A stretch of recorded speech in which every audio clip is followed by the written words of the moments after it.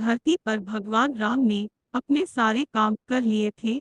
अब उनकी मृत्यु का वक्त सामने आ गया था। ऐसे में यमराज ने एक साधु का रूप लिया और राम के नगर पहुंच गए। वो राम के महल पहुंचे और उनसे मिलने का वक्त तय किया। फिर वो श्री राम से मिले और उन्होंने उनके बीच होने वाली बातों को सबसे छुपाकर रखने की शर्त रखी।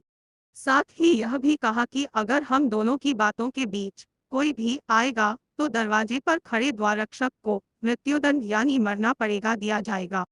श्री राम ने साधु रूप धारण किए यमराज की बात मान ली और हनुमान जी के न रहने के कारण राम ने भाई लक्ष्मण को द्वारपाल बना दिया। फिर यमराज अपने असली रूप में आए और बोले, भगवान आपका पृथ्वी पर जीवन पूरा हो चुका है। अब आपका अपने लोक लौटने का वक्त आ गया है। यमराज और भगवान राम के बीच बातचीत चल ही रही थी कि उसी वक्त दरवाजे पर ऋषि दुर्वासा पहुंच गए। उन्होंने लक्ष्मण को दरवाजे से हटने को कहा और अंदर जाने की जिद पर अड़ गए। लक्ष्मण ने मना किया तो वह श्री राम को श्राप देने की बात करने लगे। लक्ष्मण काफी परेशान हो गए। अगर श्री राम की बात नहीं मानी तो उन्हें मरना होगा और अगर ऋषि की बात नहीं मानी तो श्री राम को श्राप लगेगा।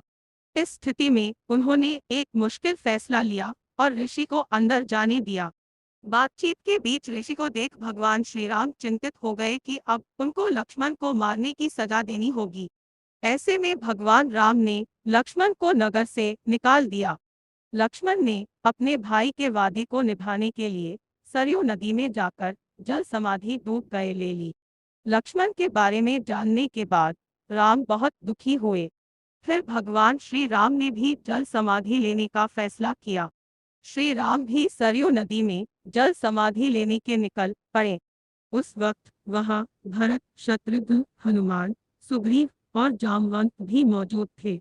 देखते ही देखते भगवान श्री राम सरयू नदी में समा गए। कुछ ही देर बाद नदी के अंदर से भगवान अपने विष्णु रूप में सबके सामने प्रकट हुए। उन्होंने अपने भक्तों समेत वहां मौजूद हर किसी को दर्शन दिए। इस तरह भगवान राम धरती पर अपने जीवन को पूरा कर स्वर्ग लौट गए।